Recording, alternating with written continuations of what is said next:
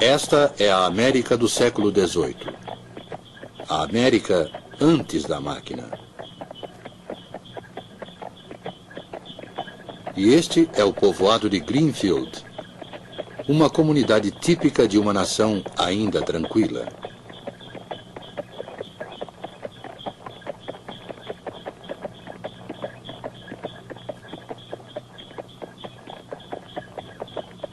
Henry Ford construiu Greenfield Village, uma cidade-monumento para preservar de algum modo a sua própria história.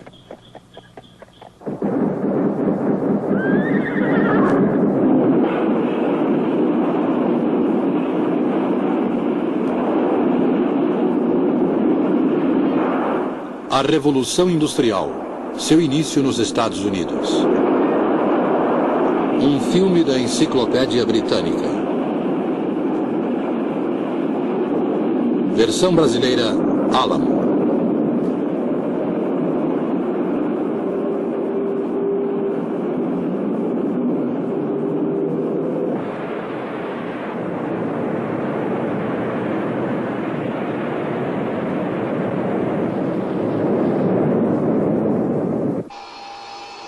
Este é outro monumento construído por Henry Ford. Em termos de quilômetros, a fábrica da Ford, no Rio Rouge, fica a uma pequena distância de Greenfield Village. Porém, em termos de tempo, fica a séculos de distância. Aqui a matéria-prima é moldada, montada e finalmente sai da linha de montagem como um produto acabado. É um processo simples e lógico. No entanto, isto representa uma evolução além dos sonhos mais fantásticos do homem do século XVIII.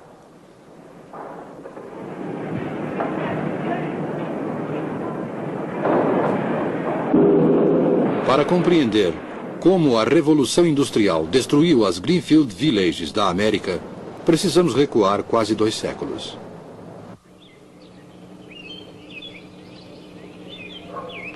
A vida nos povoados era simples. O objetivo do trabalho era a satisfação das modestas necessidades de uma nação essencialmente agrícola. O artesão especializado trabalhava sozinho em sua oficina.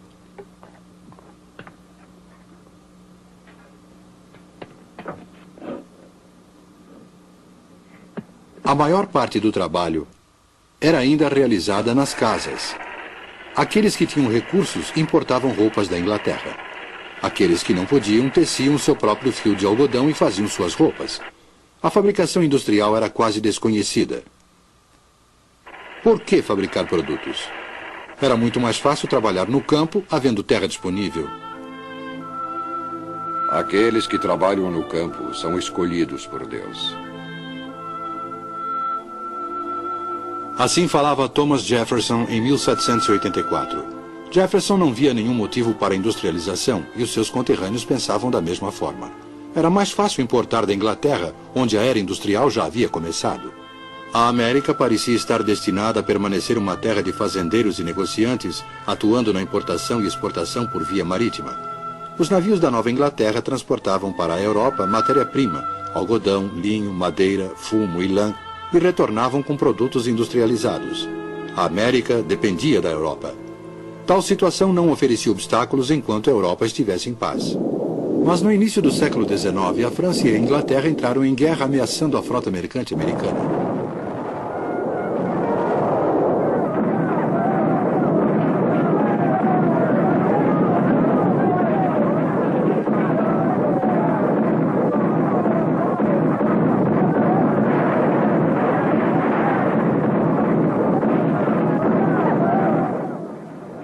Em retaliação, os Estados Unidos decretaram um embargo da exportação de produtos.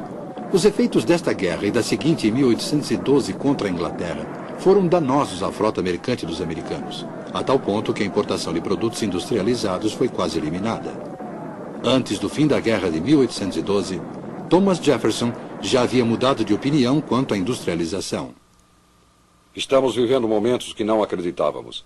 Existe um poder com força suficiente para nos excluir do comércio com as outras nações.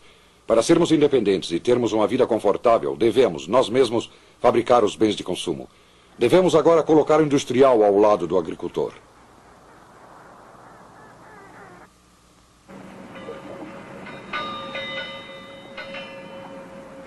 As condições mudaram. A América, completamente ilhada da Europa, precisava ser industrializada.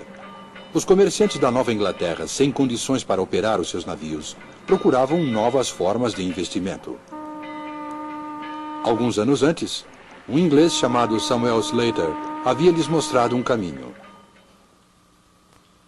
Aos 20 anos, vi um anúncio em um jornal americano onde se ofereciam máquinas modernas para beneficiamento do algodão. E como eu tinha sido aprendiz na fábrica inglesa do Sr. Richard Arkwright, que desenvolvera a máquina para a fiação de algodão, achei que essa máquina faria sucesso na América.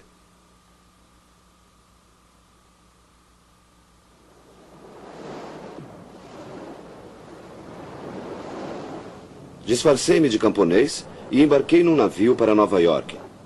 Não revelei minhas intenções nem à minha mãe, porque as leis inglesas proibiam a exportação de máquinas, inclusive desenhos e modelos, e a imigração de operários especializados não era permitida. Desembarquei em Nova York e fui para Rhode Island, onde um rico comerciante se dispunha a fundar uma fábrica se eu conseguisse reproduzir uma máquina inglesa. Contando somente com a minha memória, construí a máquina para fiação de algodão e escolhemos um lugar na margem do rio Pawtucket, que nos abasteceria com a força hidráulica necessária para movimentar as máquinas. Naquele local, em 1791, construímos uma fábrica cujas máquinas eram operadas por 9 crianças entre 7 e 12 anos de idade. Era um modesto começo este da Revolução Industrial Americana. Uma pequena fábrica onde se produzia somente o fio de algodão, uma vez que o tecido ainda era fabricado em outro local. Um projeto de máquina contrabandeado da Inglaterra e montado em uma pequena fábrica no modelo inglês. Qual seria a contribuição americana para a Revolução Industrial? Talvez esta contribuição tenha começado com um grupo de homens em Massachusetts, em 1813.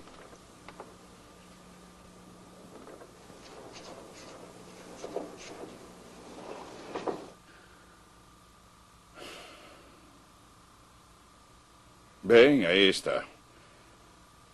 Companhia Manufatureira de Boston. Já é oficial. Esperemos que tenha êxito. É claro que alcançará êxito, Francis.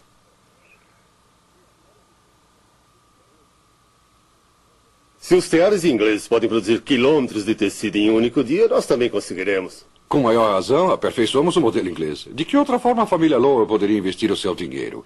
Com a Inglaterra em guerra, não se pode nem navegar. Sei disso. Provavelmente está certo. Se eu tivesse objeções, não teria investido tanto. Acho que um dia ainda seremos muito ricos. A única dúvida é aquela que se sente antes de empreender algo novo. Apenas essa. Bem, não há nada de novo em utilizar máquinas inglesas. Eu sei, Patrício. Uma coisa é usar máquinas inglesas, outra é estar inovando. Se realmente pudermos pôr o algodão bruto em uma extremidade da fábrica e na outra retirar o produto acabado, teremos feito o que nunca foi realizado antes. Ora, Francis, certamente alguém já pensou nisso antes. Na verdade, ninguém havia pensado. Francis Cabot Lowell e alguns amigos fundaram a primeira fábrica moderna. Antes, inclusive na Inglaterra, as etapas de produção eram realizadas em locais distintos. Produzia-se o fio de algodão em uma fábrica como aquela de Slater, o tecido era fabricado em outro lugar e, em uma terceira fábrica, era clareado. Em 1814, em Waltham, Massachusetts, o processo foi modernizado. Nenhum produto novo era manufaturado. Nenhuma máquina nova foi introduzida. A inovação consistia na combinação do antigo sistema de produção, de tal forma que todo este processo, do começo ao fim, era realizado em um único local. Por que isto não havia sido feito na Europa? Talvez porque na América havia menos tradições a quebrar. Não havia nenhuma regra estabelecida de produção para Francis Lowell e seus sócios. Logo, eles tinham total liberdade para decidir sobre o método mais prático de produção. Não tinham talento para o trabalho manual, mas sim para a organização, para realizar o óbvio. Dentro de poucos anos, a fábrica estava produzindo quilômetros de tecidos por dia. E os preços, para os consumidores, caíram de 25 para 6 centavos de dólar o metro. Os proprietários então começaram a procurar outra instalação. Eles sabiam que poderiam movimentar mais teares se contassem com mais força hidráulica. O problema era onde encontrá-la. Por que não compramos o canal Paultec? Inicialmente aquela parecia ser uma ideia absurda, mas Francis Lowell pensou e concluiu que a compra do canal Pawtucket proporcionaria à sua fábrica toda a força hidráulica do rio Merrimack, o qual tinha uma queda d'água com mais de 10 metros de altura. Essa força poderia movimentar um grande número de teares. Lowell decidiu comprar o canal. Ele jamais poderia fazer algo semelhante na Inglaterra, onde a força hidráulica havia sido há muito tempo distribuída em pequenas cotas e, consequentemente, as fábricas eram obrigadas a permanecer pequenas. Somente na América era possível pensar em empreendimentos arrojados e grandiosos. Lowell comprou o canal Pawtucket, construiu a maior fábrica dos Estados Unidos e fundou a cidade de Lowell. Mas ainda havia um problema perturbando Lowell e os outros industriais daquela época. As máquinas quebravam e os consertos frequentemente duravam várias semanas, pois era necessário que um técnico especializado fabricasse cada peça.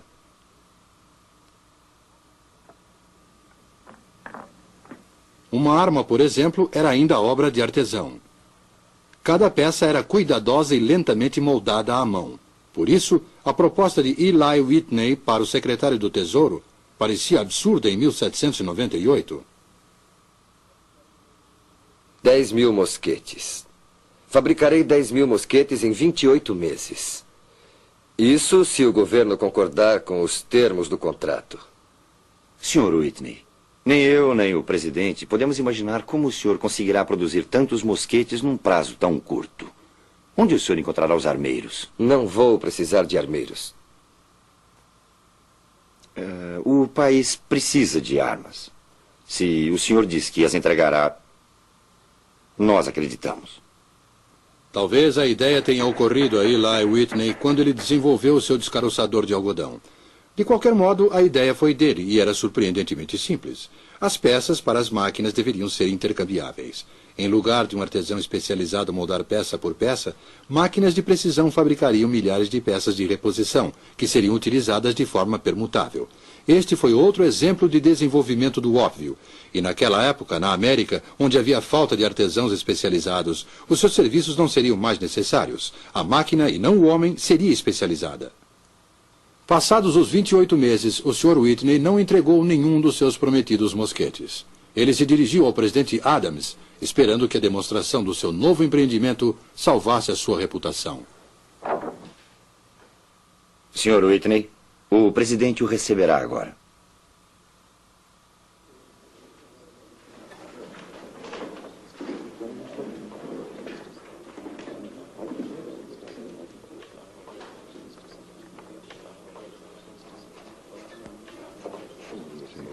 Está muito bem. Veja, senhor. Veja bem aqui esta área. Está realmente claro.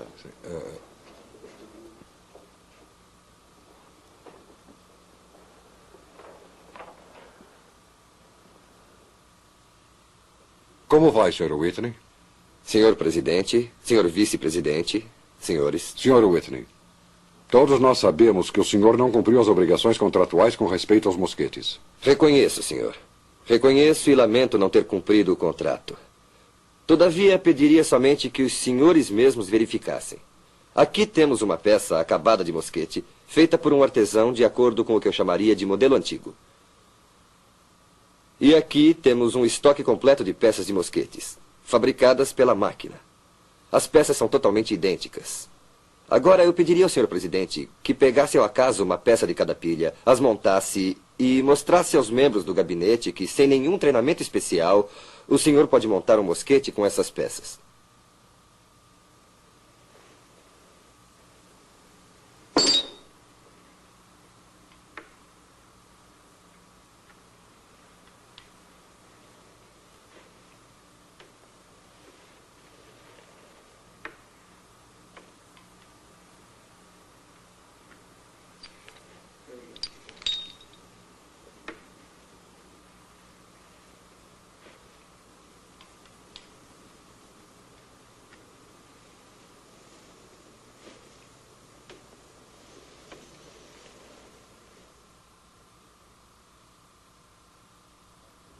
Sr. Whitney,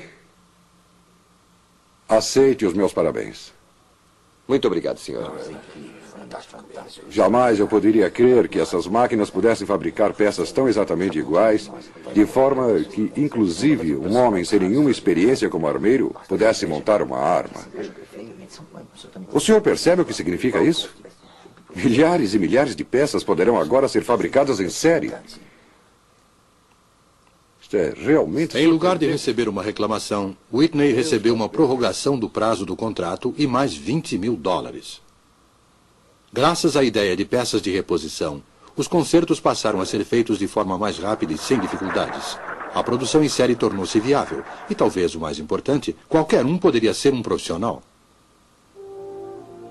Uma grande mudança ocorria também nas fazendas dos Estados Unidos.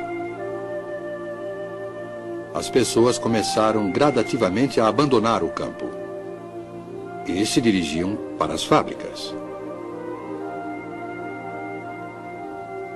Não era preciso nenhum treinamento especial para ser um operário. Qualquer um podia operar uma máquina.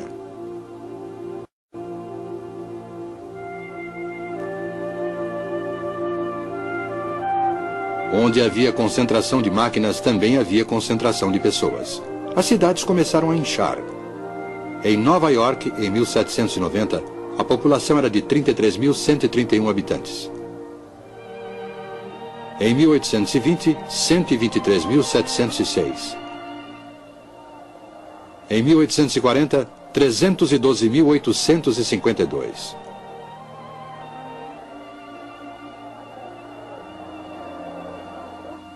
As fábricas atraíam as pessoas como um imã.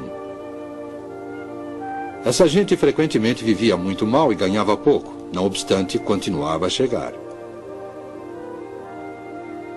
Vagarosamente, a cidade substituiu a fazenda como unidade dominante na vida americana. E à medida que a produção aumentava, os estoques cresciam e um problema era inevitável: como levar os produtos até o consumidor. Até o início do século XIX, os meios de transporte haviam mudado muito pouco, comparando-se com aqueles dos séculos anteriores. Viajar rio acima era impossível. O transporte rodoviário para longas distâncias era muito caro.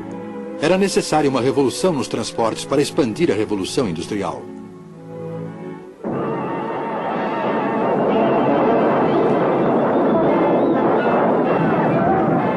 Em 1825, o canal Erie foi inaugurado com fogos de artifício, parada e um solene lançamento de água do canal no Oceano Atlântico.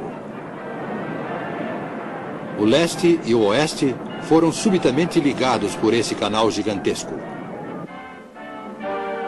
Os produtos industrializados da Nova Inglaterra passaram a ter um meio mais barato de transporte para o oeste. O motor a vapor era uma fonte de energia revolucionária, pois mercadorias e pessoas podiam ser transportadas tanto rio abaixo quanto rio acima. Os rios do oeste americano tornaram-se, então, grandes artérias de comércio por onde eram transportados os produtos do leste.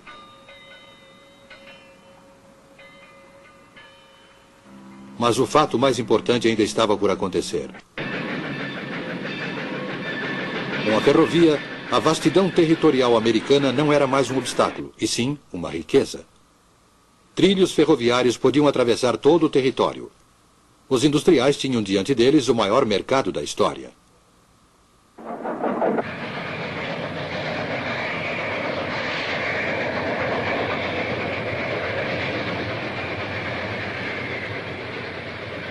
A América, às vésperas da Guerra Civil, comparada àquela de 50 anos atrás, mudara radicalmente.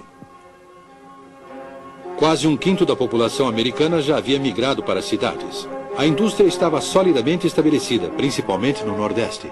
Confinada aos limites da ferrovia, a indústria também beneficiava o Oeste emergente. Mas, se o Norte era agora a terra da indústria, o Sul ainda era a terra do algodão. A Guerra Civil seria não somente uma guerra entre Norte e Sul, mas uma guerra entre agricultura e indústria.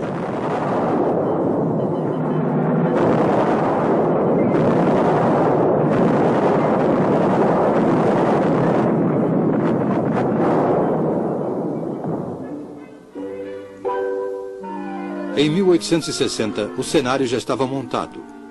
As máquinas, principalmente inglesas, já haviam sido introduzidas. Sob a liderança de Francis Lowell, foi iniciada a produção em uma mesma fábrica de produtos acabados.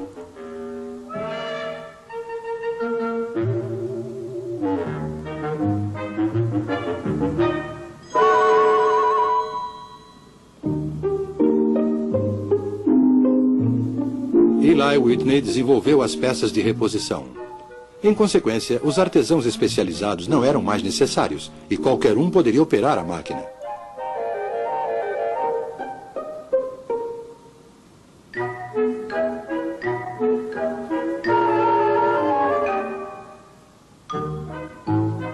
A força hidráulica foi substituída pelo vapor. E mais tarde, passou-se a utilizar o carvão para gerar o vapor. A mão de obra para operar as máquinas veio da zona rural e uma rede de ferrovias, canais e barcos a vapor transportavam as mercadorias através da imensidão do país. No período de 50 anos, o velho mundo chegara ao seu final. No espaço de 50 anos, foram lançadas as fundações do novo mundo.